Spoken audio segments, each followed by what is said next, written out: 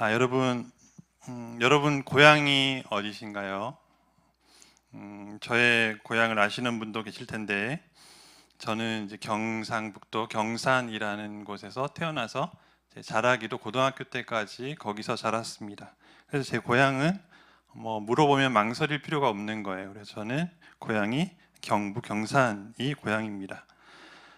물론 지금은 이제 시간으로 따져 보니까 이미 이제 제가 고향에서 지냈던 시간보다 더 많은 시간을 이제 옛날 말로 객지에서 30년 가까이 지내면서 이제는 고향이 굉장히 멀고 이제는 일산이 제 고향이 되어 버렸는데, 그래서 고향이라는 것은 뭐 개인에게 굉장히 중요한 곳이고, 또 누군가 물어볼 때 고향은 참 푸근한 곳입니다.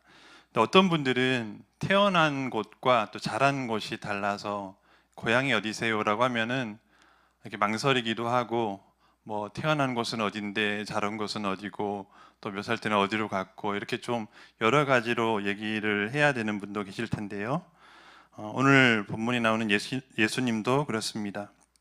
우리는 예수님을 부를 때 나사렛 예수라고 부르죠.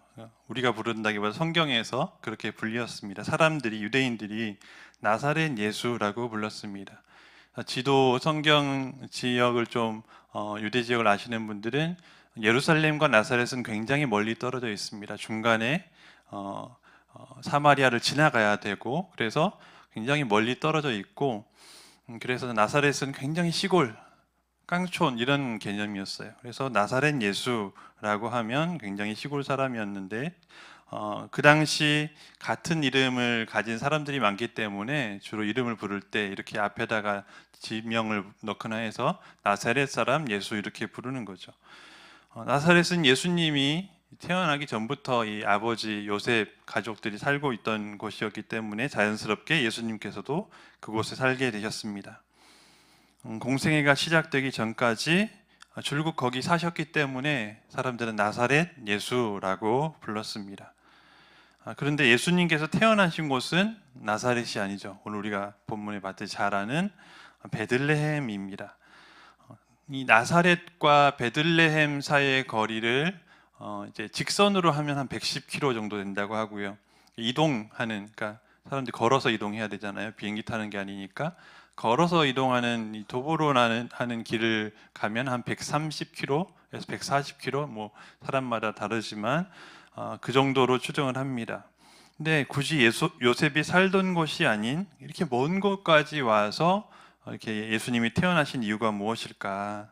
특별히 오늘 베들레헴의 성탄이라는 제목의 말씀을 통해서 하나님께서 이 오늘 본문을 통해서 무엇을 보여주시려고 하시는지 몇 가지 은혜를 나누겠습니다. 첫 번째로 베들레헴의 성탄은 하나님의 약속이 성취되는 것을 보여줍니다. 예수님께서 베들레헴에 태어나게 되신 것은 오늘 본문에 나왔지만 로마 황제 때문인데요. 1절 말씀 다시 보겠습니다. 1절, 그때에 가이사 아구스도가 영을 내려 천하로 다 호적하라 하였으니 했습니다. 이 가이사 아구스도, 그러니까 황제 아구스도는 로마에 속한 모든 사람들로 하여금 다 호적을 하게 했습니다. 천하라고 했잖아요. 그만큼 로마 시대는, 로마 제국은 굉장히 넓은 영토를 가지고 있었습니다. 그러니까 그 넓은 영토를 다스리려면 대충 해서는 안 되는 거예요. 그래서 호적이라는 걸 통해서 인구 조사를 딱 해서 세금을 받아도 사람 수만큼 받아야 되는데 대충 거짓으로 보고할 수 있잖아요. 그러니까 이 호적은 철저하게 하는 거예요. 호적할 때 되면 일일이 다 확인을 해야 되기 때문에 오늘 본문에도 나왔지만 이 호적하는 것 때문에 이 만삭인 마리아까지도 이렇게 거기까지 가야 됐던 거죠. 특히 유대인에게 호적이라는 것은 자기 가문, 재산의 근거지가 되는 고향으로 가야 됐는데요. 우리나라로 따지면 본적에 뭐 비슷하다고 보시면 되겠죠. 본적지로 가야 되는 거예요. 이 요셉과 마리아는 나사렛에 살았지만 본적은, 쉽게 말하면 본적은 베들레헴이었던 거죠. 예수님의 아버지 요셉은 예수님이 유대 혈통이시잖아요. 유다 혈통이시잖아요. 다윗 후손이시고, 그래서 본적이 베들레헴인데 4절 말씀 보시면 이렇게 되어 있습니다. 요셉도 다윗의 집 족속이므로 갈릴리 나사렛 동네에서 유대를 향하여 베들레헴이라는 다윗의 동네로 가셨다는 거죠. 베들레헴이 성경에 처음 등장하는 것은 창세기에 이 라헬, 야곱의 아내 라헬이 죽어서 장사된 곳으로 잠깐 나오다가, 우리가 잘 아는 유명한 사건은 어딘가요? 룻기죠. 룻기가 사실은 왜 성경에 굳이 룻기라는 게 들어갔을까? 거기 보면은 사실은 이방 여인이 나오고 주인공이 이방 여인 같은데 굳이 그걸 왜 거기다 집어넣었을까 했을 때 결국은 여기로 통하는 거예요. 그러니까 그 룻기에 나오는 룻을 통해서 결국 누가 태어나냐면은 다윗이 태어나죠. 그래서 다윗의 조상이었던 보아스와 룻이 만나서 결혼을 하게 되고, 그래서 이 베들레헴에서 보아스의 손자인 이세 그리고 다윗까지 태어나게 된 것입니다. 그래서 다윗의 고향이라고 해서 다윗의 동네, 이 베들레헴의 다윗의 동네라고 부르기도 하는 것입니다. 이 하나님께서는 다윗의 후손으로 예수님, 즉 메시아를 보내실 것이라고 하는 예언들을 계속 하셨어요. 대표적인 말씀이 예레미야 23장 말씀인데요. 예레미야 23장 5절 그리고 6절 말씀을 다 같이 화면 보면서 같이 읽어보겠습니다. 시작. 여호와의 말씀이니라. 보라, 내 때가 이르리니 내가 다윗에게 한 의로운 가지를 일으킬 것이라. 그가 왕이 되어 지혜롭게 다스리며 세상에서 정의와 공의를 행할 것이며. 6절.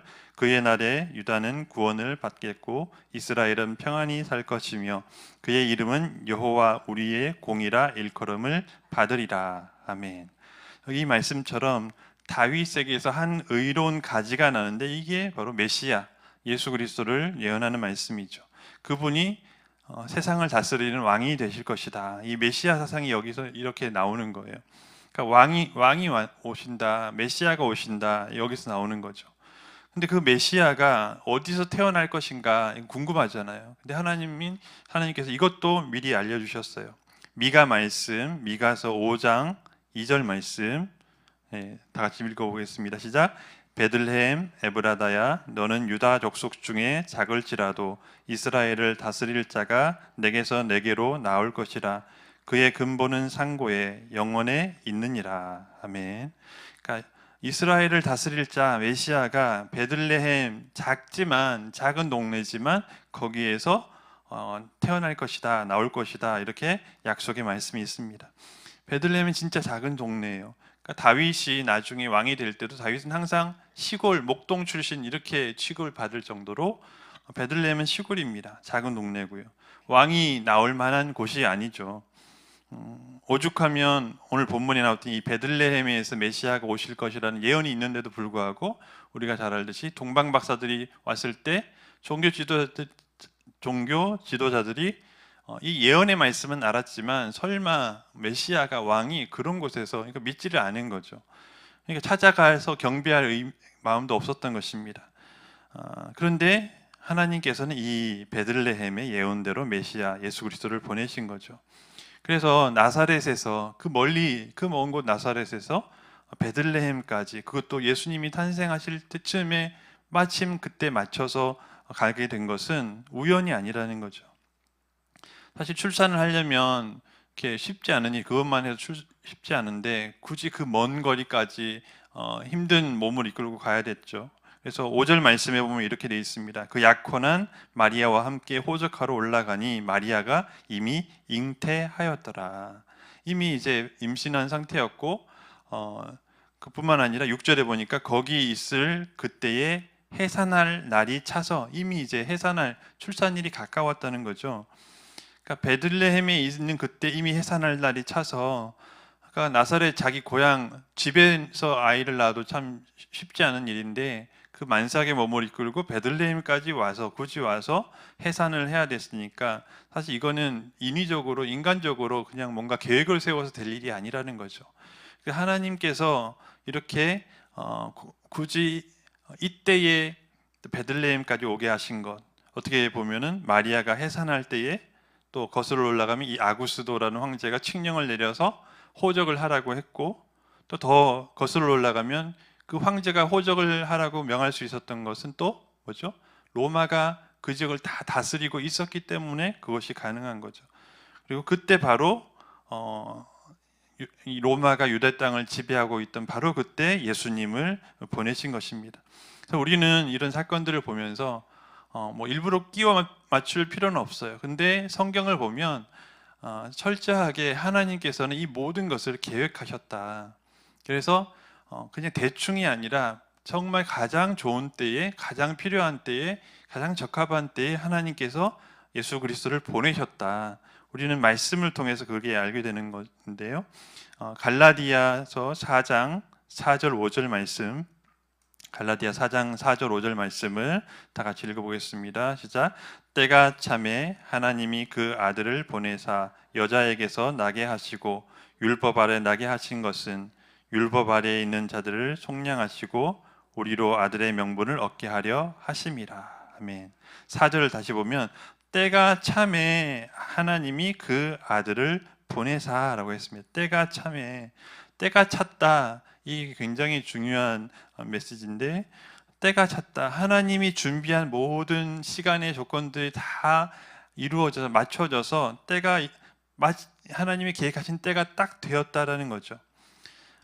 여러 가지 이제 이 때가 찼다는 거를 뭐 성경학자들, 신학자들이 이제 나름대로 해석을 할 때 이런 걸로 주로 설명을 합니다. 예를 들면 로마의 도로라는 것은 굉장히 잘 뚫려 있거든요. 그러니까 전국을 그 많은 영토를 로마 황제가 다스려야 하니까 도로를 굉장히 잘 뚫어놨어요. 그래서 사람들이 이동하는 것을 이동하기가 굉장히 잘 되어 있어서 예수 그리스도를 통해서 나온 이 복음이 뻗어나갈 수 있는, 그러니까 전파될 수 있는, 빠르게 전파될 수 있는 그런 환경이었다. 또 하나는 제국이기 때문에 뭐가 통일되냐면요, 언어가 통일이 돼요. 언어는 굉장히 중요하거든요. 그러니까 우리나라의 복음이 전해지기까지 오래 걸렸는데, 그것도 처음에는 중국을 통해서 뭐 중국어에서 번역이 돼서 우리말로 번역됐다가 나중에 이 성경 번역이 다양한 방식으로 되는데 쉽지 않아요. 언어가 다르다는 것은 복음이 전해지는데 굉장히 장애물이 될 수 있습니다. 근데 그때는 로마 제국이에요. 그러니까 헬라어를 다 쓰고 있는 거예요. 예수님 당시 유대인들도 다 헬라어를 알아요. 물론 그 말만 쓰는 게 아니라 아람어라고 해서 그 지역 사람들이 쓰는 말도 썼지만 헬라어를 다 쓰고 있는 거예요. 그래서 언어가 소통이 되니까 복음을 전할 때 유대인들이 멀리 뻗어가서 이 로마 제국 어디를 가든지 다 복음을 전할 수 있는 상황이 되는 거죠. 그리고 또 그 당시 로마 제국의 지배를 받고 있었기 때문에 메시아에 대한 간절한 대망 사상이 또 있었고요. 이런 모든 것들이 뭐 요런 것들이 다 사람들이 해석한 것이긴 하지만 하나님께서 우리가 생각하는 것보다 훨씬 더 깊은 뜻과 계획을 가지시고 바로 여기에 예수님을 보내셨다는 거죠. 그러니까 하나님의 계획, 하나님의 섭리는 정말 이렇게 완벽하게 이루어지는 것이죠. 그러니까 마리아가 잉태하여 출산할 때가 되었을 때에 굳이 멀리 베들레헴, 약속의 땅, 예언된 땅, 하나님께서 메시아를 보내시겠다고 하는 그곳으로 보내신 것이죠. 그래서 오늘 말씀을 보면서 하나님은 정말 이런 분이라는 거죠. 계획하신 것을, 뜻하신 것을 한치의 오차도 없이 이루시는 분이라는 거죠. 그런 능력이 있는 분이라는 것입니다. 그러니까 세상의 황제조차도 물론 황제를 로봇처럼 조종해서 막 프로그램 주입을 해서 막 그렇게 역사하시는 건 아니에요. 하지만 그들을 통해서 일하시는 거죠. 그러니까 믿는 사람이든 믿지 않는 사람이든 모든 세상은 하나님의 통치권 안에 있는 거예요. 그래서 세상의 정치와 행정, 이 모든 것들이 하나님의 다스림 안에 있는 것입니다. 그래서 우리 이런 믿음을 가져야 돼요. 우리 힘으로 할 수 없는 일들이 굉장히 많이 있거든요. 세상의 구조를 보면은 정말 우리의 힘으로, 우리의 능력으로 뭔가 바꿀 수 없는 일들이 너무 많습니다. 그렇지만 하나님의 섭리는 그 모든 그 어떤 것도 가로막힘 없이 이루어지는 줄 믿습니다. 경제적인 것이든 직장이나 제도의 영역이든 우리 가정 상황에서 이루어지는 일이든 무엇이든 간에 하나님이 뜻하시면 또 하나님이 움직이시고 일하시면 이루어지는 것이죠. 근데 이런 하나님의 섭리에 대해서 약간 오해할 수 있는 게 뭐냐면요, 하나님이 다 하신다. 하나님이 다 하시니까 어차피 하나님이 다 하시는 거니까 나는 별로 할 일이 없겠네. 가만히 있어도 될 건 되겠네. 이거는 또 아니라는 거죠. 이거는 어쩔 수 없어 체념하거나 그냥 내버려 두는 것인데, 하나님의 섭리를 믿는 사람은 어떻게 하냐면요, 하나님께서 목적대로 이루시는 분이다, 뜻하신 바가 있으시다, 나는 그 뜻에 순종하며 산다, 이게 믿는 사람의 모습입니다. 그래서 순종하며 지금 상황이 어떠하든지 간에 하나님의 뜻에 순종하고 살면 하나님께서 이루어 주신다, 하나님의 때가 되면 이루신다, 이 믿음으로 또 하나님의 언약 안에 살아갈 때, 순종하며 살아갈 때 우리의 삶은, 우리의 생활은 가장 복된 삶이 되는 줄 믿습니다. 그래서 우리의 신앙생활은 그냥 예수 믿으면 복 받는다, 이런 막연한 위로가 아니라는 거죠. 하나님의 약속과 성취라고 하는 그 신실하심 위에 우리의 믿음이 세워져야 합니다. 그래야 흔들림이 없는 거예요. 왜냐하면 예수 믿으면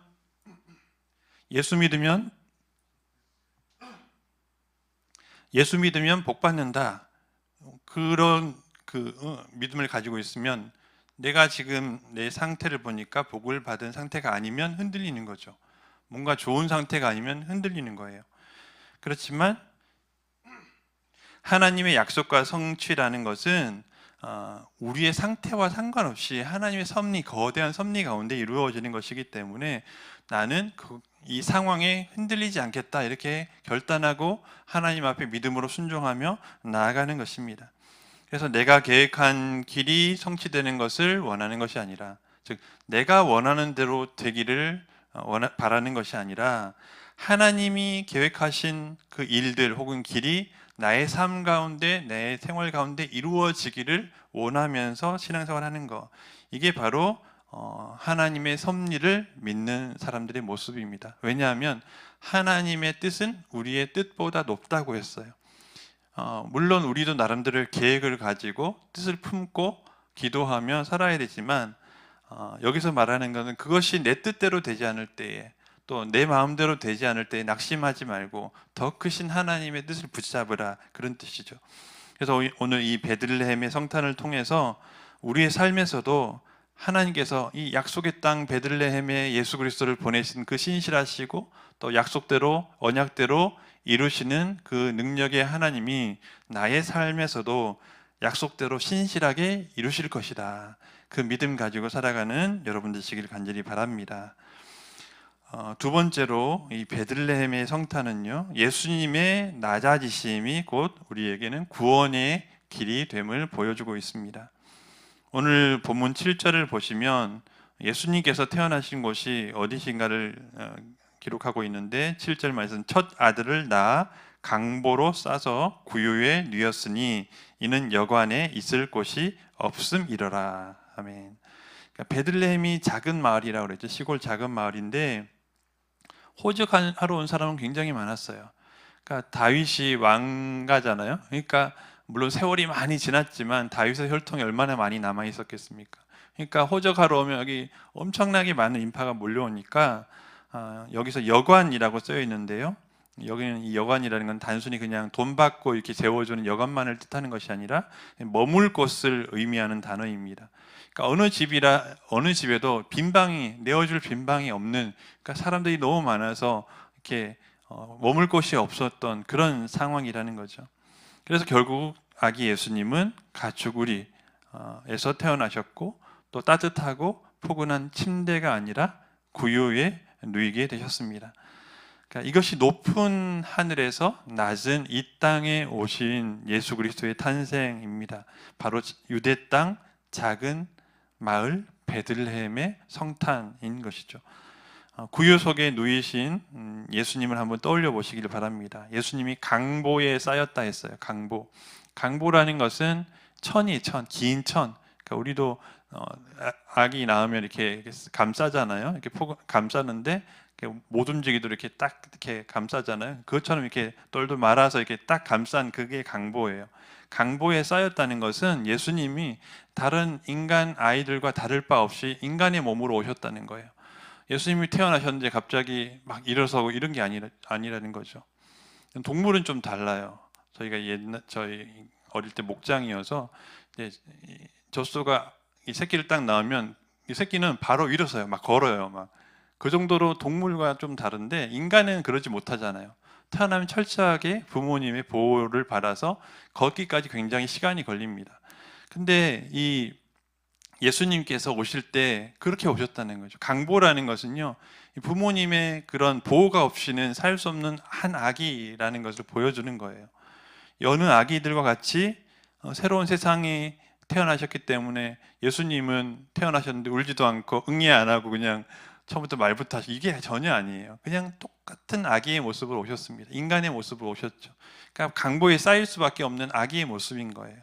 그리고 아기의 모습인데다가 낮고 낮은 자리에 오셨는데 그게 바로 구유라는 거죠. 포근한 집 나사렛, 원래 집에서 태어났으면 이 정도로 이렇게 힘들게 태어나지 않으셨겠지만 그 낯선 땅, 낯선 환경, 또 이렇게 추운 곳 그 구유에 누이신 예수님을 보면서 예수님께서 낮고 낮은 이 땅에 오셨다. 가장 높으신 하나님의 독생자께서 이 세상의 영원한 왕께서 그리스도께서 우리 인간의 모습을 입고 아기의, 그것도 가장 연약한 아기의 모습을 입고 낮은 곳으로 임하셨습니다. 물론 예수님께서는요, 아기의 모습으로 임하신 그것이 가장 낮은 곳인가? 아니에요. 예수님은 그 이후에 더 낮은 곳으로 가십니다. 빌립보서 2장 6절에서 8절 말씀, 좀 길지만 제가 한번 읽어보겠습니다. 그는 근본 하나님의 본체시나 하나님과 동등됨을 취할 것으로 여기지 아니하시고, 7절, 오히려 자기를 비워 종의 형체를 가지사 사람들과 같이 되셨고, 8절, 사람의 모양으로 나타나사 자기를 낮추시고 죽기까지 복종하였으니 곧 십자가에 죽으심이라. 아멘. 그러니까 낮아지심의 끝이 아기가 아닌 구유가 아니라는 거예요. 우리는 구유에 태어나면 굉장히 누추한 곳에 오셨으니 가장 낮은 곳으로 오셨다 하지만 사실 그것도 낮은 곳이죠. 인간의 모습 자체가 낮은 자리예요. 하나님이 영원하신 하나님께서 유한한 인간의 모습으로 오셨으니 그것은 낮아지심이죠. 근데 자기를 비워 종의 형체, 사람들과 같이 되셔서 아기의 모습, 인간 아기의 모습으로 오셨지만 거기서 더 낮아지시는 거예요. 어디까지? 죽기까지 복종하셔서 십자가에 죽으시기까지. 그래서 십자가에 죽으시고 영원하신 하나님, 영생하신 하나님께서 어디로 가시는, 죽은 자들만 들어가는 무덤까지 가신 거죠. 낮아지고 낮아지셔서 우리의 구원을 이루시기 위해서 낮아지신 거예요. 그래서 이 베들레헴의 성탄이라는 것은요, 그리스도의 낮아지심이 바로 베들레헴의 성탄의 바로 그 낮아지심의 시작입니다. 왜 예수님이 그렇게 낮아지셨을까요? 왜 인간의 모습으로 오셔야만 했을까? 성경에 여러 곳에서 설명을 하겠지만 고린도후서 8장 9절에 이렇게 되어 있습니다. 제가 읽어보겠습니다. 우리 주 예수 그리스도의 은혜를 너희가 알거니와 부요하신 이로써 너희를 위하여 가난하게 되심은 그의 가난함으로 말미암아 너희를 부요하게 하려 하심이라. 아멘. 그러니까 여기서 가난하다는 것은 낮아짐이거든요. 여기서 말하는 가난이라는 건 단지 그냥 경제적인 빈곤을 얘기하려는 가난이 아니라 하늘 보좌의 영광을 버리시고 그 높은 자리를 버리시고 창조주의 권능을 내려놓으시고 또 청사들의 경배를 받으시는 자리에서 낮고 낮은 사람들의 조롱을 받는 자리, 또 왕의 침상 대신 구유에 누이신 것, 이 모든 것이 가난함이죠. 가난함이 낮아짐의 상징이고 또 자기가 가진 것을 포기하는 것이죠. 그러니까 예수님께서 그 높은 하나님의 보좌를 버리고 이 땅에 오신 것은, 그렇게 낮아지시고 가난한 자리로 오신 것은 가난한 우리를 반대로 부유하게 하신 거죠. 그러니까 부유하신 예수 그리스도께서 모든 것을 가지신 분께서 가난의 자리, 낮은 자리로 오신 것은 아무것도 없는 우리를, 죽을 수밖에 없는 우리를 가장 부유한 자리로 높이시기 위해서 오신 줄 믿습니다. 그래서 우리에게는 베들레헴의 성탄이 그렇게 해서 중요한 거죠. 예수님의 낮아지심이 그렇게 해서 우리에게는 중요한 것이에요. 머물 곳이 없어서 구유에 나셔야 했지만 이 예수님의 낮아지심을 통해서 우리가 구원을 받은 줄 믿습니다.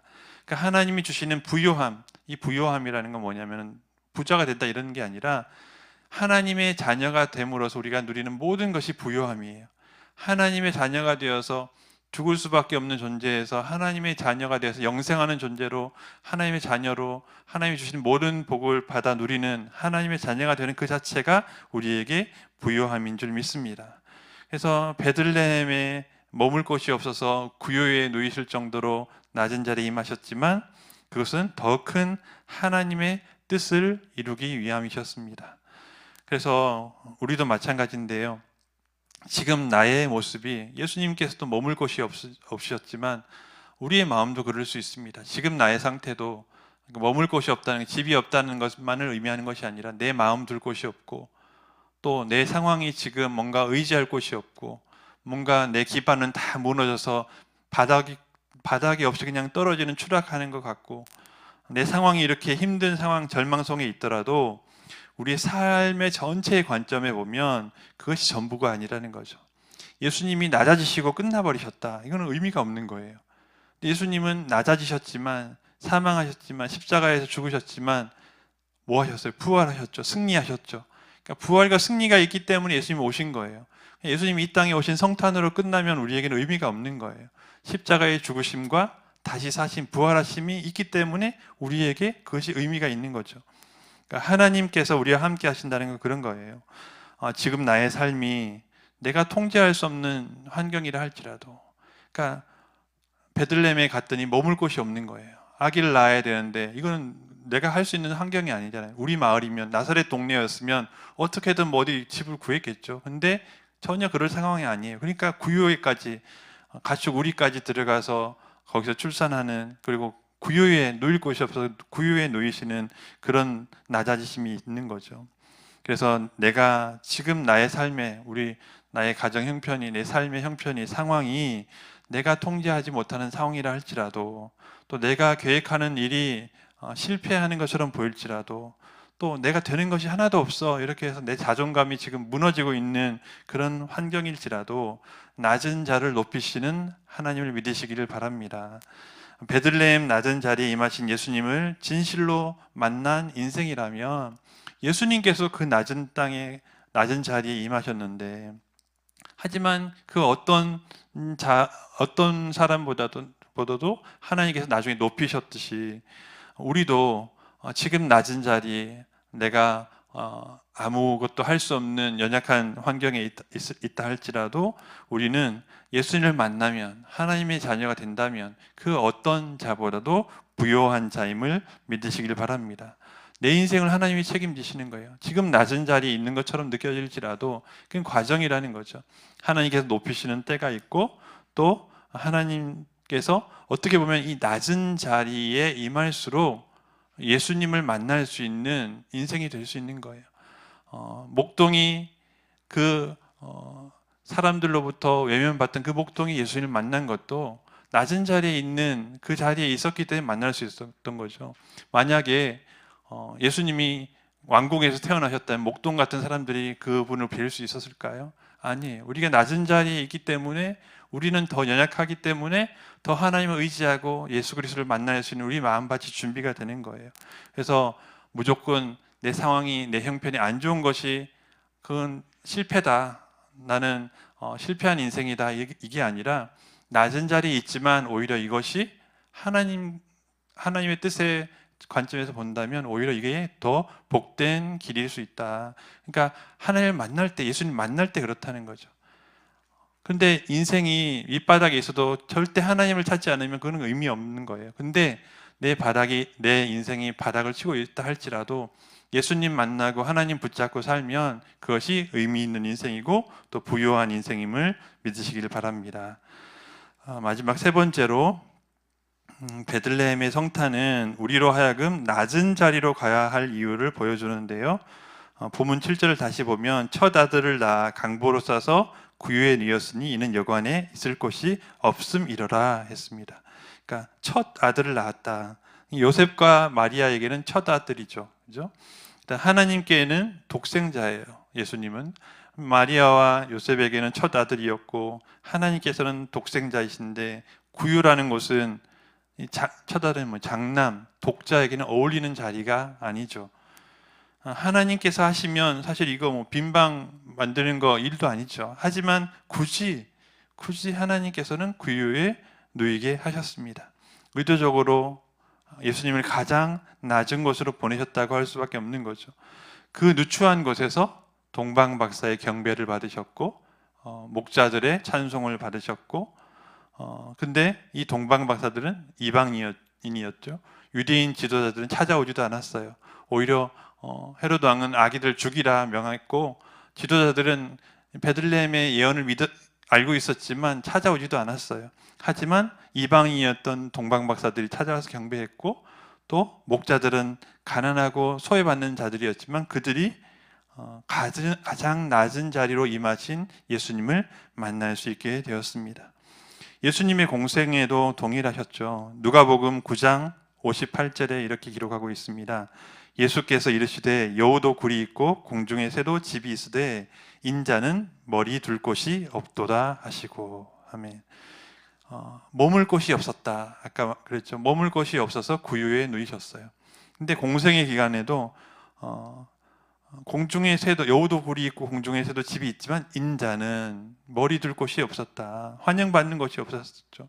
공생의 기간 때도 이렇게 지내셨어요.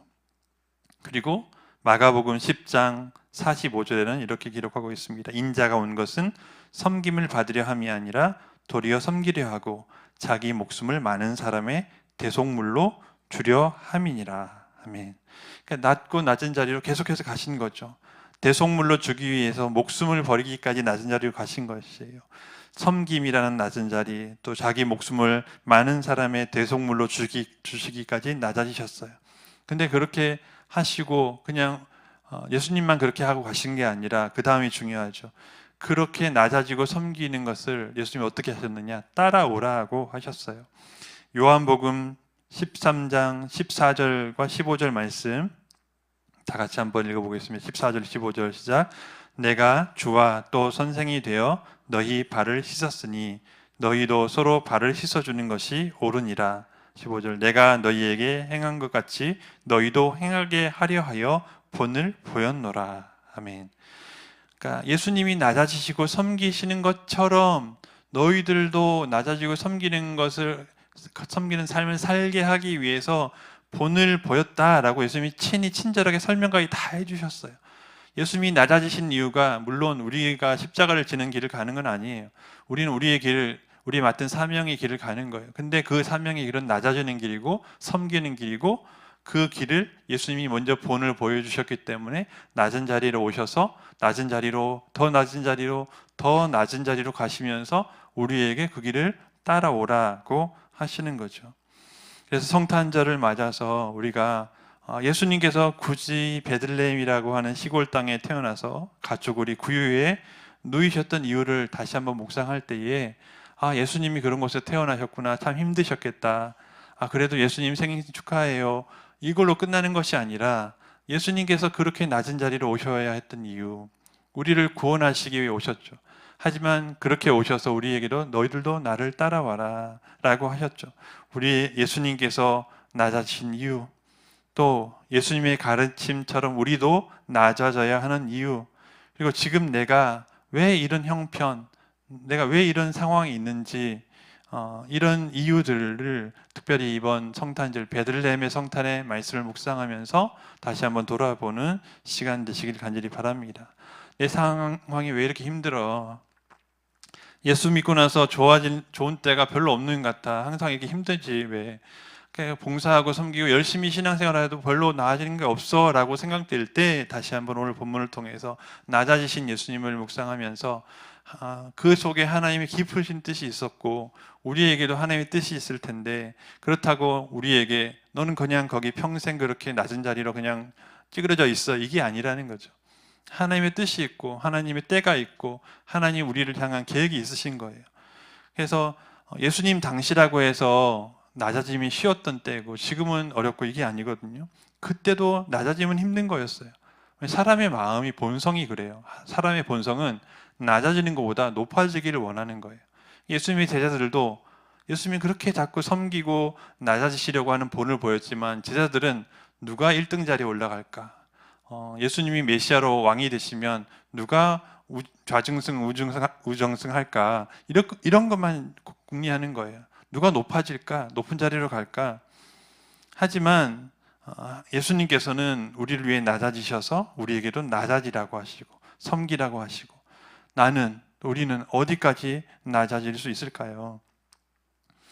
예수님께서 낮아지신 이유는 우리를 사랑하시기 때문이었죠. 그렇다면 나는 얼마나 하나님을 사랑하고 또 얼마나 이웃을 사랑하고 있는가. 낮아지고 섬기는 삶이 사실 거창한 건 아니거든요. 실천할 수 있는 거예요. 아주 작은 것을 실천할 수 있는 거예요. 근데 마음이 문제거든요. 낮아지고 섬기는 것이 당연한 것이고, 그것이 정말 안 좋은, 그러니까 낮아지고 낮은 자리로 하는 것이 우리는 자꾸 안 좋게만 보잖아요. 안 좋은 것이다. 낮은 자리, 내 상황이 그러니까 내 상황이 지금 안 풀리고 경제적으로 어려운 거는 안 좋은 거다. 이게 우리의 기본적인 생각 속에 박혀 있는 거예요. 그렇지만 그 가운데 어떤 가치들이 있고, 구유에 누이신 것이 예수 그리스도께, 그런 오늘 살펴봤잖아요. 이런 하나님께서 보여주신 이렇게 큰 의미들이 그 속에 들어있듯이, 나에게도 지금 내 상황이, 낮아짐이, 또 섬기는 삶이 그냥 단순히 그냥 어려워서 어떻게 섬겨, 어떻게 봉사해, 이게 아니라 그 상황 속에서 나를 향한 하나님의 뜻이 있고, 그것을 통해서 나에게 하나님의 뜻과 계획을 이루신다. 이런 믿음을 가진다면 특별히 성탄절을 맞아서 더 하나님을 사랑하고 이웃을 사랑하고 섬기고 도움의 손길을 내밀고, 남들이 하지 않는 자리에서 묵묵하게 일하고, 또 남들이 보이지 않는 곳에서 또 내가 할 일들을 찾아서 아주 작은 청소를 하든 쓰레기를 버리든, 이런 어떻게 보면은 이건 청소부가 하는 거지, 미화하는 분들이 하는 거지, 이렇게 생각할 수 있지만, 그 자리로 내가 갈 때 그 속에 작은 실천이 나의 낮아짐의 실천이 되는 거죠. 그래서 예수님이 낮아지심하고 우리의 낮아짐하고는 차원이 다른 거긴 하지만, 사실 실천하고 하지 않고는 천지 차이거든요. 예수님께서 제자들의 발을 씻기신 것과, 또 우리가 예수님의 본을 받아서 누군가를 섬기는 그런 작은 행동 하나하나를 베푼다면, 그것이 바로 예수님을 따라가는 길이고, 특별히 낮아지신 예수님을 따라가는 우리의 길인 줄 믿습니다. 말씀을 맺겠습니다.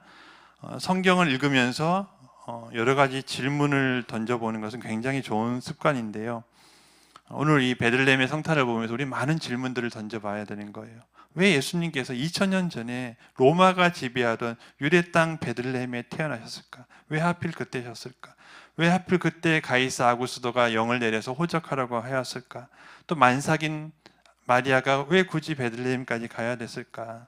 오늘 본문에서 우리가 다 살펴봤듯이 예수님께서 태어나신 곳, 태어난 시기, 배경, 이 모든 것이 다 하나님께서 가장 적합하신, 우리를 구원하시기에 가장 적합한 때와 장소와 방법으로 하신 줄 믿습니다.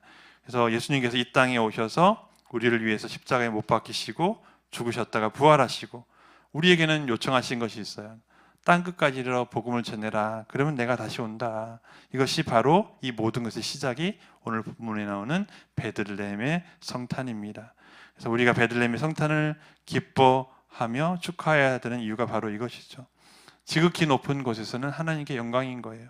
또 땅에서는 기뻐하심을 입은 사람들 중에 평화가 되신 분이 이 땅에 오셨습니다. 그 예수님의 탄생을 온 마음을 다해 축하할 수 있는 여러분 되시기를 바랍니다. 그리고 오늘 말씀처럼 더 낮은 자리로 임하셨던 예수님처럼 우리도 더 낮아질 수 있도록 기도하고 섬기며 또 하나님께 순종하는 삶이 되기를 예수님의 이름으로 축원합니다. 기도하겠습니다. 사랑이 많으신 하나님 아버지, 은혜를 감사합니다. 오늘 주신 말씀처럼 베들레헴의 성탄에 하나님의 기쁘신 뜻이 있는 줄 믿습니다. 우리도 더 낮아지는 자리로 예수님처럼 또 베풀고 섬기는 자리로 갈 수 있도록, 또 베들레헴의 성탄을 기뻐 축하할 수 있는 저희가 될 수 있도록 하나님 도와주시옵소서. 예수님의 이름으로 기도합나이다. 아멘.